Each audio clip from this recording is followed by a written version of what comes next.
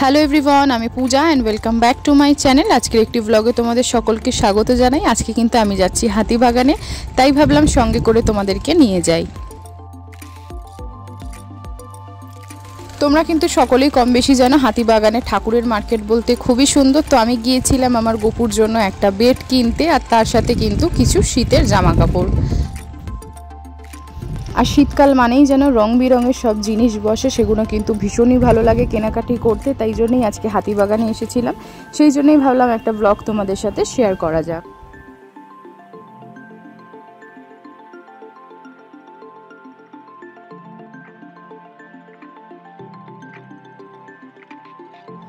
হাতিবাগান কিন্তু এটা একদম কলকাতার শপিং প্যারাডাইস বলা যায়। পুরনো কলকাতার ঘ্রাণ, নতুন ফ্যাশনের রং সব মিশে আছে রাস্তার ভিড়ে।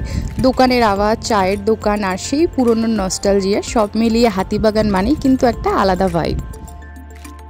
তাই যারা ভাবছো নিজেদের বাড়ির ঠাকুরের জন্য কিন্তু শপিং করবে, তাহলে দেরি না করে এখনই হাতিবাগানে চলে যেতে পারো। ঠাকুরের জন্য কিন্তু প্রচুর নতুন নতুন কালেকশন এসেছে।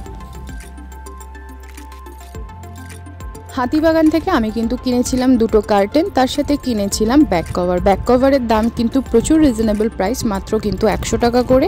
তাই জন্য আমি এখান থেকে দুটো নিয়েছিলাম। আর এই জায়গাটায় বসেছিল কিন্তু সব 100 টাকা করে বাসন, যা নেবে সব 100 টাকা। তো আমি প্রথমে গিয়ে একটু দেখলাম, তারপর ভাবলাম কাজের মতো আমাদের কিছু নেই, সেই জন্য আমি এখানে স্কিপ করলাম।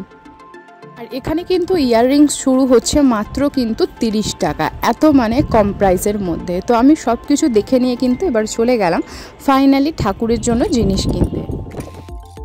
এইবারে নাকি শীত বেশি পড়বে শুনছিলাম, তাই জন্য কিন্তু এখানে আমি গোপুর জন্য একটা মোটা দেখে ব্ল্যাঙ্কেট নিয়ে নিলাম। তারপরে দেখো এখানে বসেছিল অনেক কিছু ঠাকুরের জুয়েলারি।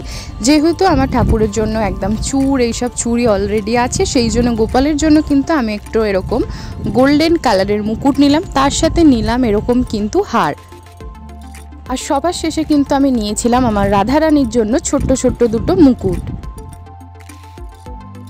এখানে কিন্তু ব্ল্যাঙ্কেটটা আমার ভারী পছন্দ হয়েছিল, কেন ব্ল্যাঙ্কেটটা ছিল কিন্তু খুবই মোটা। তার সাথে দেখো এখানে আমি একটা সোয়েটার মতো নিয়েছি গোপুর জন্য।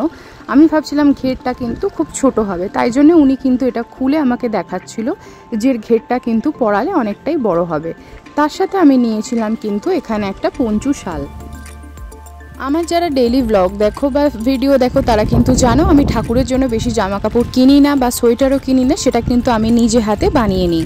তো এখান থেকে দেখো এবার আমি একটা বেড দেখে নিচ্ছিলাম। আমি ভেবেছিলাম প্রথমে একটা স্টিলের বেড নেব, তারপর ভাবলাম না কাঠেরই বেস্ট হবে। ওই জন্য কিন্তু অনেক খোঁজাখুঁজির পরে ফাইনালি এখান থেকে আমি আমার গোপুর জন্য একটা বেড নিয়ে নিলাম।